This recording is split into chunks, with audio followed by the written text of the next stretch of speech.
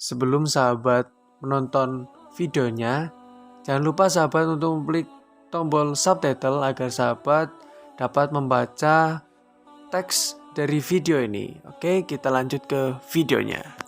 Bismillahirrahmanirrahim. Assalamualaikum warahmatullahi wabarakatuh. Kembali lagi bersama kita di Rohmat dan Anton Channel. Di sini saya akan menceritakan perjalanan kisah dari Nabi yang sebelumnya sudah saya kisahkan perjalanan dari Nabi Sulaiman alaihissalam beserta para umatnya. Untuk saat ini saya akan menceritakan perjalanan kisah hidup dari seorang Nabi Ilyas alaihissalam.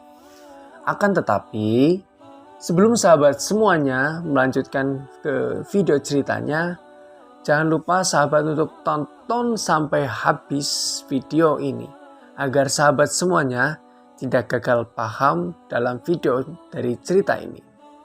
Dan jangan lupa sahabat untuk mengklik tombol like, comment, share, serta subscribe dan nyalakan notifikasi loncengnya agar sahabat tak tertinggal updatean terbaru video dari Rohmat dan Anton Channel, serta membuat kita lebih semangat dalam memberi wawasan dan berbagi pengetahuan ke sahabat-sahabat semuanya. Oke, kita lanjut ke sebuah cerita dari Nabi Ilyas alaihissalam. Bismillahirrahmanirrahim. Kisah Nabi Ilyas alaihissalam diutus oleh Allah Subhanahu wa taala untuk berdakwah kepada Bani Israel di negeri Ba'labak, mengutip buku Sang Penyeru untuk negeri Ba'labak. Nabi Ilyas waktu itu penduduk Ba'labak sungguh menyedihkan. Mereka sangat jauh dari Allah Subhanahu wa taala dan kerap kali melakukan perbuatan maksiat. Oleh karena itu, Allah Subhanahu wa taala mengutus Nabi Ilyas untuk menyadarkan mereka.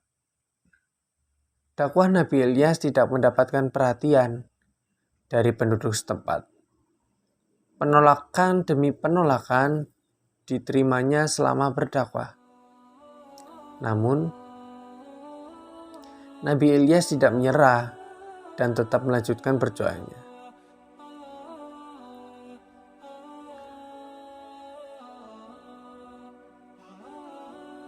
Nabi Ilyas adalah keturunan keempat dari Nabi Harun alaihissalam. Nama aslinya adalah Ilyas Taspa dan beliau merupakan anak dari Yasin bin Pinehas bin Elyazar bin Harun alaihissalam. Nabi Ilyas dikenal sebagai orang yang gigih dalam mendakwakan agama Allah Subhanahu wa taala. Berbagai rintangan yang dihadapi Nabi Ilyas saat memberi dakwah kepada umatnya.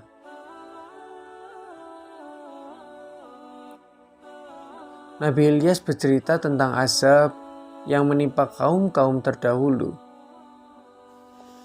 Beliau meminta bangsa Ba'labak untuk meninggalkan berhala, bertobat, dan kembali menyembah Allah Subhanahu wa taala. Nabi Ilyas juga mengingatkan kepada mereka bahwa berhala yang mereka sembah tidak bisa menolong mereka dari azab Allah Subhanahu wa taala.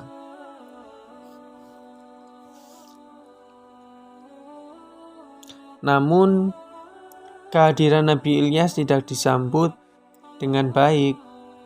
Mereka menganggap beliau sebagai ancaman bagi negeri Ba'labak.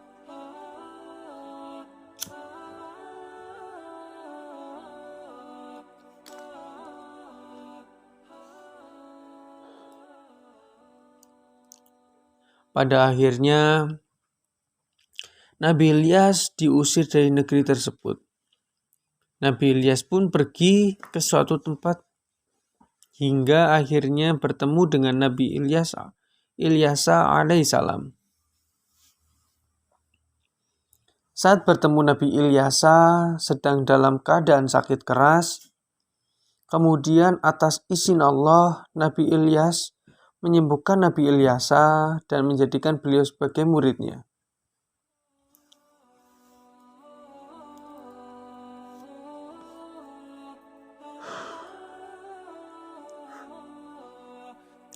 Suatu hari, Allah menimpakan azab kepada Bani Israel di negeri Ba'labak.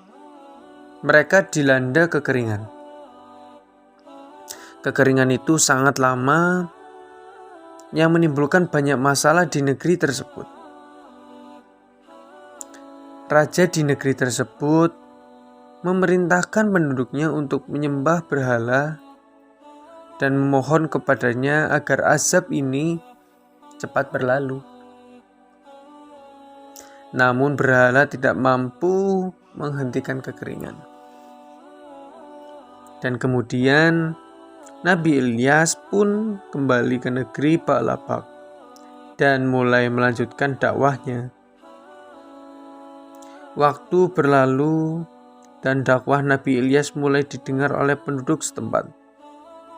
Mereka mulai bertaubat dan menyeru agama Allah. Dakwah Nabi Ilyas berhasil membawa Bani Israel di negeri Ba'labak kembali menyembah Allah Subhanahu wa Ta'ala.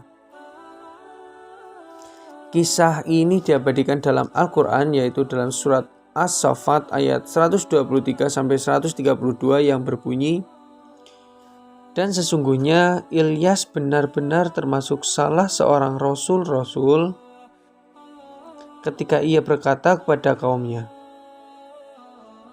'Mengapa kamu tidak bertakwa? Patutkah kamu menyembah Baal dan kamu tinggalkan sebaik-baik pencipta, yaitu Allah Subhanahu wa Ta'ala, Tuhanmu dan Tuhan bapak-bapakmu yang terdahulu?'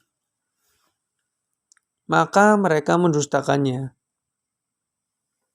Karena itu, mereka akan diseret ke neraka kecuali hamba-hamba Allah yang dibersihkan dari dosa, dan kami abaikan dan abadikan untuk Ilyas pujian yang baik di kalangan orang-orang yang beriman. Kesejahteraan dilimpahkan ke atas Ilyas. Sesungguhnya demikianlah kami memberi balasan kepada orang-orang yang berbuat baik, sehingganya dia termasuk hamba-hamba kami yang beriman." Adapun silsilah keluarga Nabi Ilyas, Ibnu Katsir meriwayatkan dalam bukunya mengenai silsilah keluarga Nabi Ilyas alaihissalam. Bermula dari kisah Nabi Harun yang merupakan leluhur dari Nabi Ilyas dalam kitab Al-Quran. Kisah Nabi Harun sering disebut berdampingan dengan kisah Nabi Musa karena ditempatkan pada wilayah dan masa yang sama dengan Musa. Pada masa itu Nabi Harun dan Nabi Musa tengah menyelamatkan kaumnya dan keluar dari wilayah Mesir dari Raja Fir'aun. Raja Fir'aun merupakan raja dengan sifat diktator, selalu bertindak di luar batas atau zalim. Fir'aun telah berpaling dari ajaran Tuhan. Raja tersebut selalu membeda-bedakan rakyatnya berdasarkan golongan dan membuat rakyatnya terpecah belah. Bani Israel adalah kelompok masyarakat yang tidak disukai Fir'aun pada masa tersebut. Lalu hubungan Nabi Musa dengan Nabi Harun serta Nabi Ilyas. Setelah Nabi Musa berhasil mengeluarkan umatnya dari Bani Israel, Nabi Musa mengutus Nabi Harun untuk menjaga kaumnya, yang saat ini digantikan oleh Nabi Ilyas alaihissalam, yang keturunan dari 4 keluarga dari Nabi Harun. Dan bukti Nabi Ilyas adalah Rasul Allah, yaitu perjuangan para nabi yang menghadapi kaum Bani Israel setelah Nabi Harun. Berlanjut kepada aturannya, yaitu Nabi Ilyas alaihissalam. Nabi Ilyas yang menurut ahli garis keturunan merupakan keluarga dari Nabi Harun. Beliau adalah Ibnu Yasin bin Fans bin Al-Izhar bin Harun.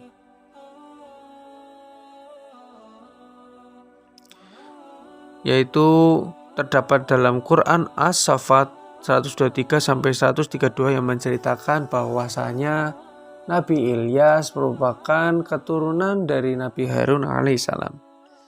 Penggalan ayat tersebut merupakan penggalan ayat dari surat As-Saffat yang membuktikan bahwa Ilyas termasuk ke dalam Rasul. Di dalam kitab Al-Quran, Ibnu Katsir telah meriwayatkan dalam tafsir yang telah ditulisnya menjadi kisah Nabi Ilyas. Dan tugas Nabi Ilyas yaitu mengurus kaum Bani Israel. Nabi Ilyas pertama diutus diperkirakan tahun 870 sebelum Masehi. Dan periode sejarahnya diperkirakan 910 sampai 850 sebelum Masehi. Nabi Ilyas diutus di daerah Ba'laba sebelah barat Damaskus, di mana penduduknya yaitu kaum Bani Israel yang menyembah berhala seperti pada kaum Nabi Ibrahim alaihissalam.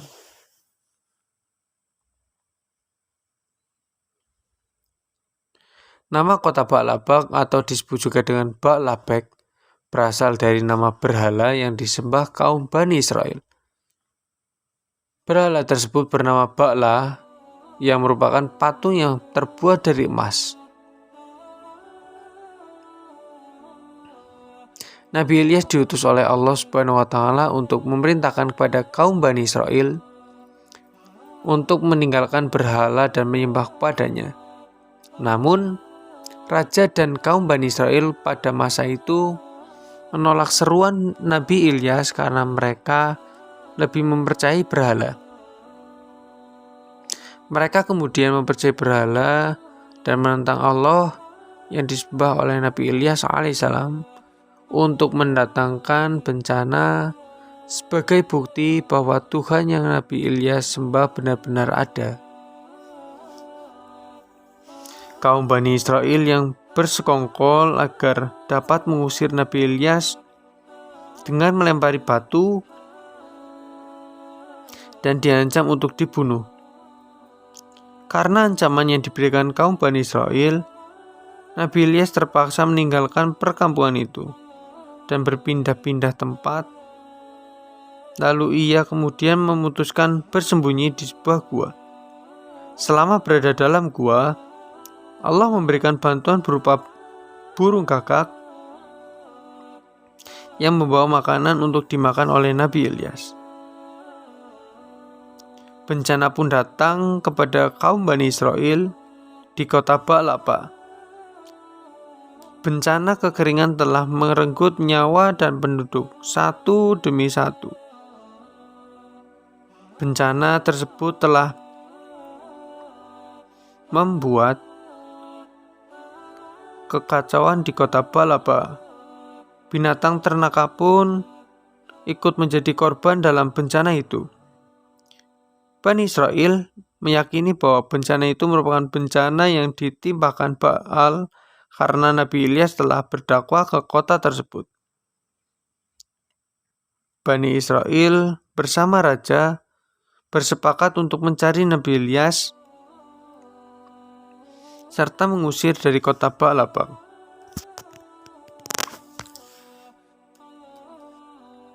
Setelah beberapa tahun, Nabi Ilyas dan Nabi Ilyasa melanjutkan dakwahnya kepada penduduk Ba'laba yang sudah mulai berputus asa terhadap bencana yang dialami kota tersebut. Karena berhala yang disembahnya tidak bisa menyembuhkan penderitaan kaum mereka. Bani Israel kemudian berjanji kepada mereka akan mengikuti apa yang diperintahkan Nabi Ilyas, yang akhirnya Nabi berdoa kepada Allah dengan izinnya. Kaum Bani Israel terlepas dari penderitaan dan para Bani Israel menghancurkan patung-patung Baal yang sebelumnya disembah oleh kaum tersebut. Setelah itu, perkampungan Bani Israel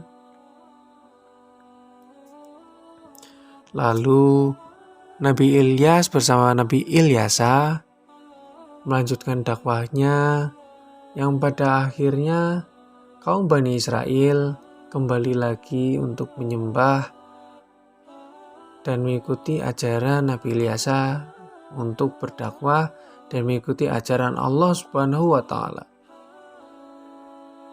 Jadi itu saja cerita dari Nabi Ilyas yang membawa umatnya dan gigih untuk berdakwah di jalan Allah, untuk menyerukan ajaran agama Allah Subhanahu wa Ta'ala. Yang pada akhirnya bertemulah Nabi Ilyas dengan Nabi Ilyasa alaihissalam. Oke, kita lanjut ke Nabi Ilyasa alaihissalam. Nabi Ilyasa alaihissalam di sini penerus dakwah dari Nabi Ilyas dalam memimpin Bani Israel. Nabi Ilyasa dikenal sebagai anak angkat dari Nabi Ilyas. Mereka senantiasa berdakwah pada kaumnya dengan tujuan agar menyembah Allah Subhanahu wa Ta'ala.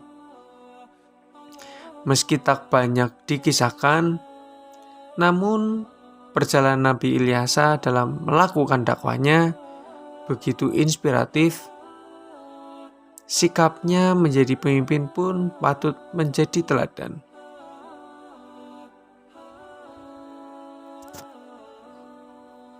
Yaitu sikap teladannya yang kegigihannya seperti Nabi Ilyas dalam berdakwah menyerukan ajaran-ajaran Allah Subhanahu wa Ta'ala.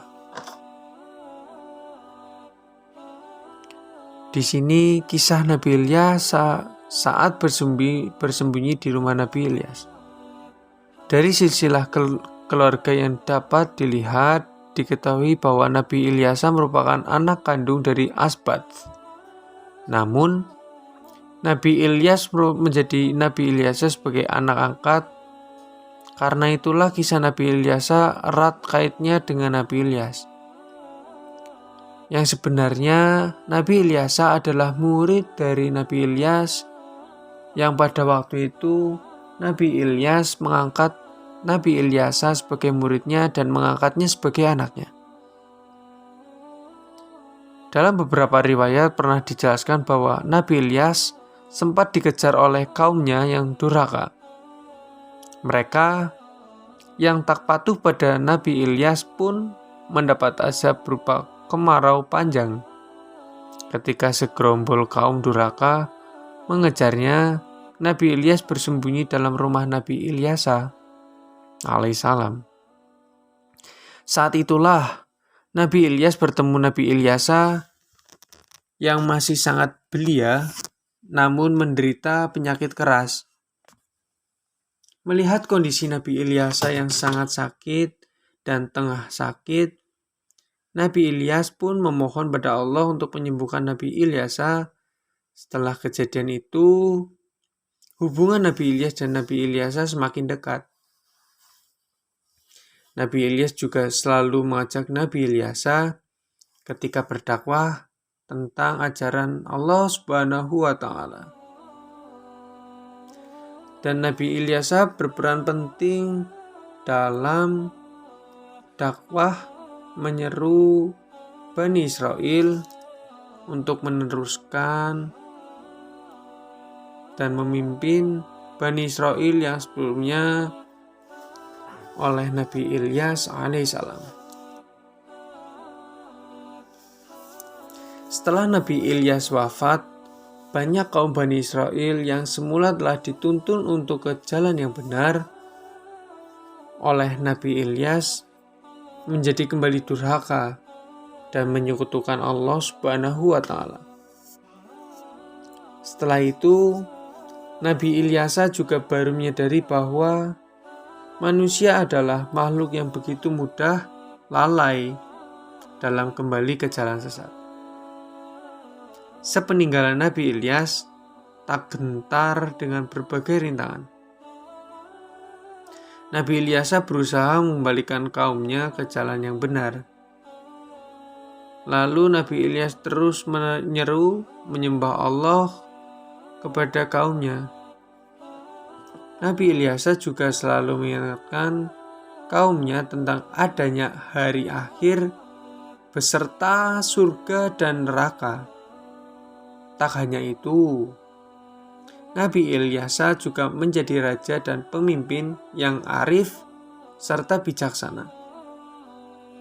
Selama pada masa pemerintahannya, Nabi Ilyas berhasil menciptakan tatanan masyarakat yang makmur dan sejahtera.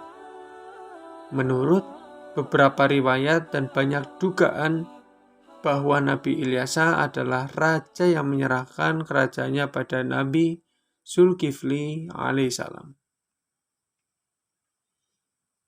Nabi Ilyas disebut tak memiliki keturunan, sehingga beliau mewariskan kerajaannya pada orang yang mampu memenuhi syarat.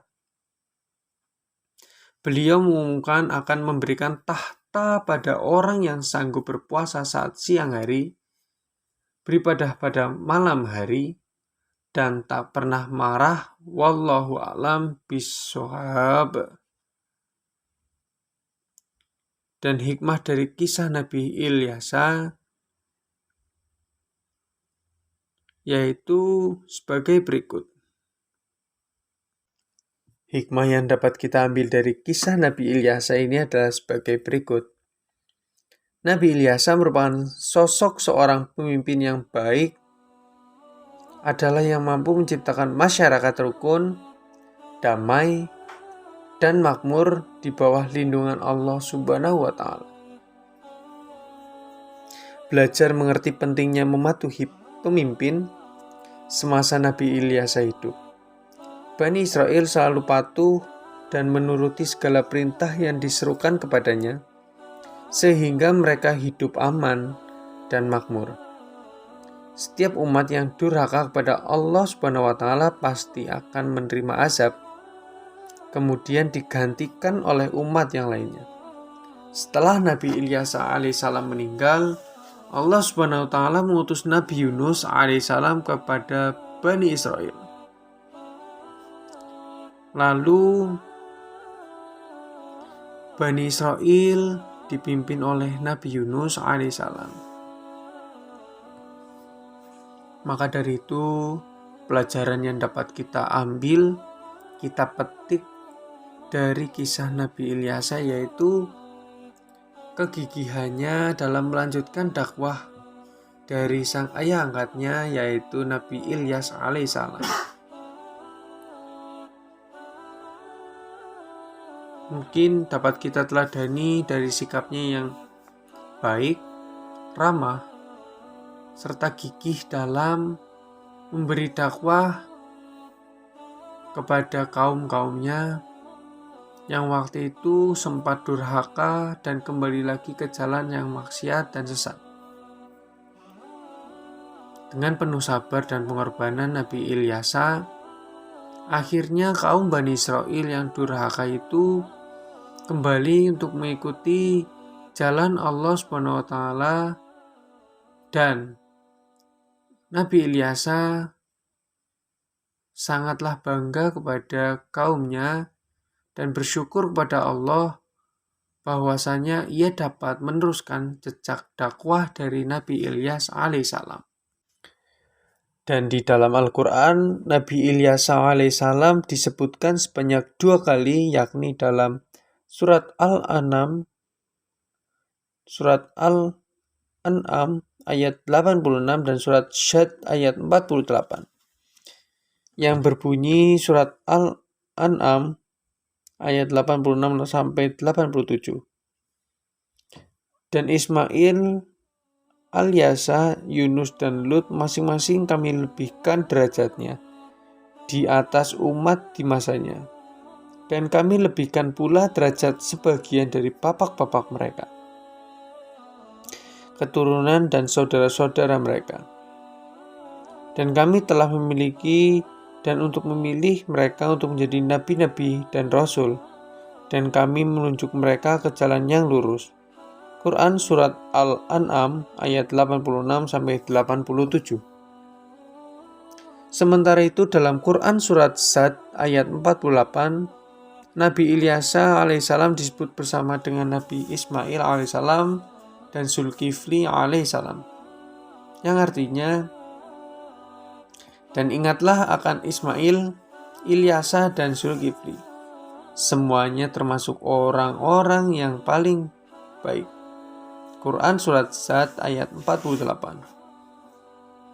Dari kedua firman tersebut, Nabi Ilyasa alaihissalam diketahui sebagai orang-orang pilihan yang dimuliakan oleh Allah Subhanahu wa Ta'ala, sebagaimana dengan nabi-nabi sebelumnya. Ia diutus untuk menjadikan jalan kebenaran kepada kaum yang menyimpang dari ajaran Allah Subhanahu wa Ta'ala. Lalu Nabi Ilyasa alaihissalam meninggal dalam keadaan sehat walafiat. Syauqi Abu Khalil dalam Atlas Al-Quran mengatakan Nabi Ilyas dan Nabi Ilyasa hidup di Ba'labak. Di sana pula keduanya meninggal dunia dan dikebumikan di Ba'labak, yaitu di kaum Bani Israel. Oke sahabat, kita sambung videonya, kita lanjut kisahnya dari kisah Nabi Yunus alaihissalam. Nabi Yunus diceritakan pada saat berlayar ia dimakan oleh paus. Oke, untuk tahu lebih lanjut ceritanya kita tonton terus videonya. Oke, Nabi Yunus alaihissalam. Nasab Nabi Yunus alaihissalam.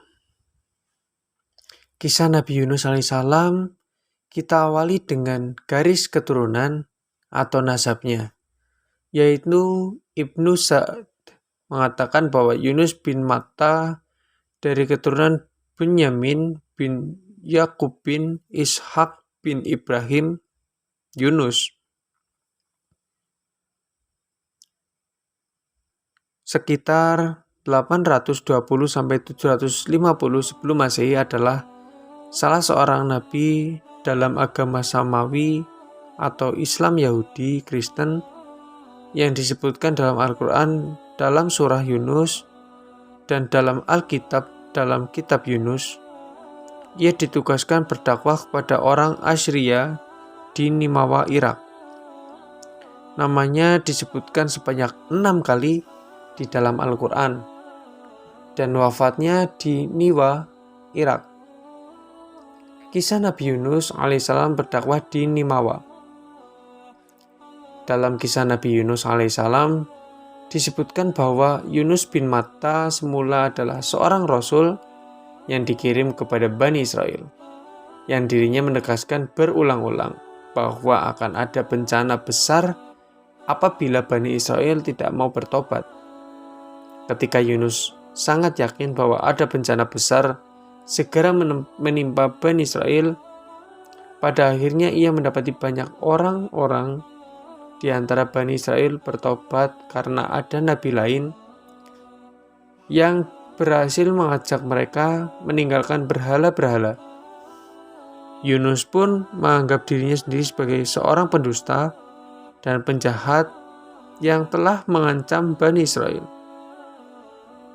Di sisi lain, Yunus menjadi kesal dan tidak mau diutus oleh Allah Subhanahu wa Ta'ala ketika mendapat perintah oleh Allah untuk memperingatkan penduduk Nimawa, suatu kaum yang keras kepala, penyembah berhala, dan suka melakukan kejahatan.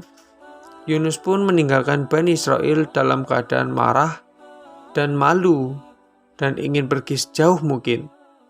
Walaupun ia mengakui dan menerima tugas ini setelah mendapat cobaan berat.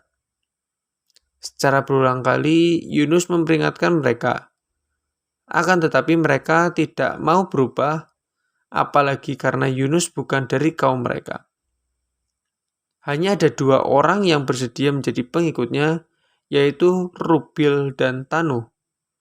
Rubil adalah seorang alim bijaksana sedang tanuh dalam seorang yang tenang dan sederhana. Dan kisah Nabi Yunus alaihissalam ditelan ikan paus atau ikan nun. Kisah Nabi Yunus selanjutnya adalah keadaan Yunus belum ke Niwawa tidak menentu. Ia mengembara tanpa tujuan dengan putus asa dan merasa berdosa. Akhirnya, ia tiba di sebuah pantai dan melihat sebuah kapal yang akan menyeberangi laut. Lalu ia menumpang kapal itu. Dan ketika telah berlayar, tiba-tiba terjadi badai yang begitu hebatnya, sehingga kapal yang ditumpaki Nabi Yunus bergoncang dan para penumpang sepakat untuk mengurangi beban dengan membuang barang bawaan mereka. Tetapi, kapal masih juga berbincang hebat. Akhirnya mereka sepakat salah seorang dari mereka harus dibuang ke laut. Ya, membuang satu di antara mereka ke laut adalah cara yang benar.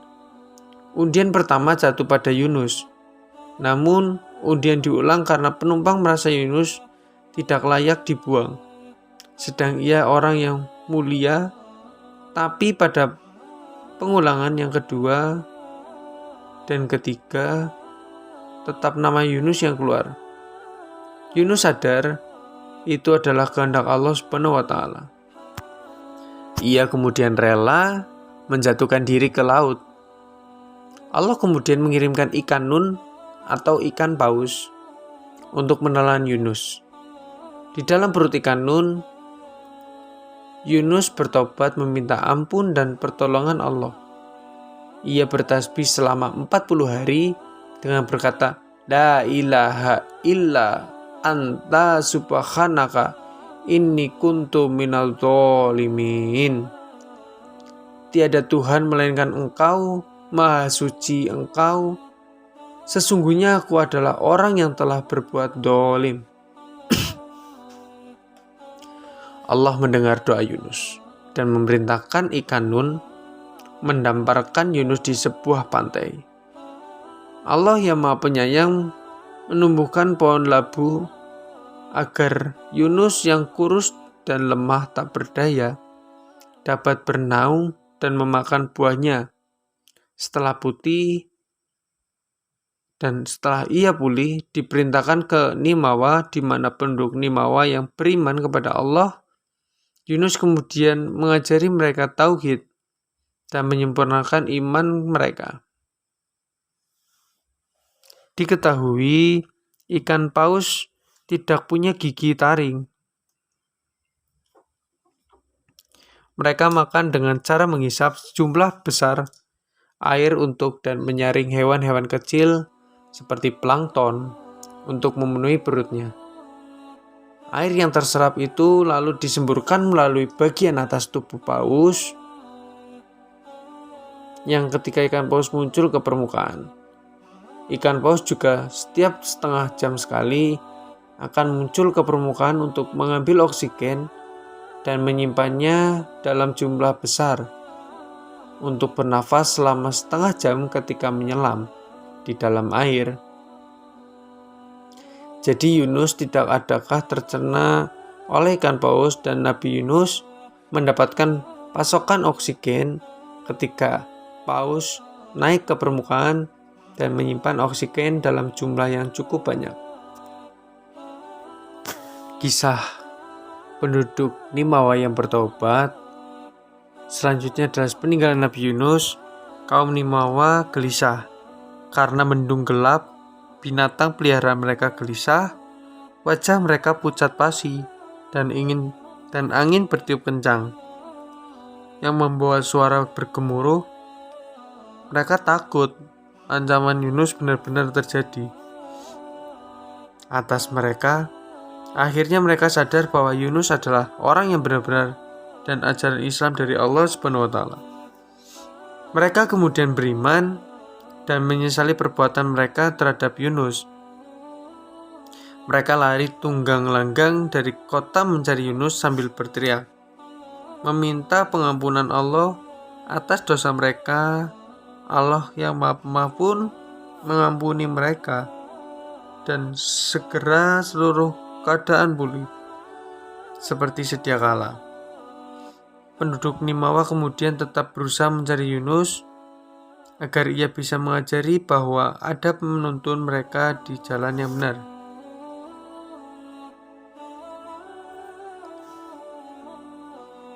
Kisah Nabi Yunus selanjutnya adalah kaum Yunus disebut dalam Al-Quran sebagai satu-satunya kaum yang berhasil menerima dan mengobati setelah mendengar seruan-seruan seorang Rasul.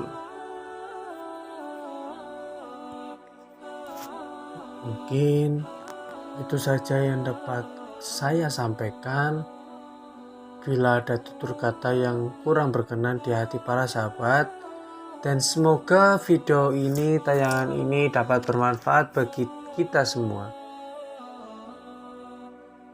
Akhiri kata, Assalamualaikum warahmatullahi wabarakatuh. Terima kasih.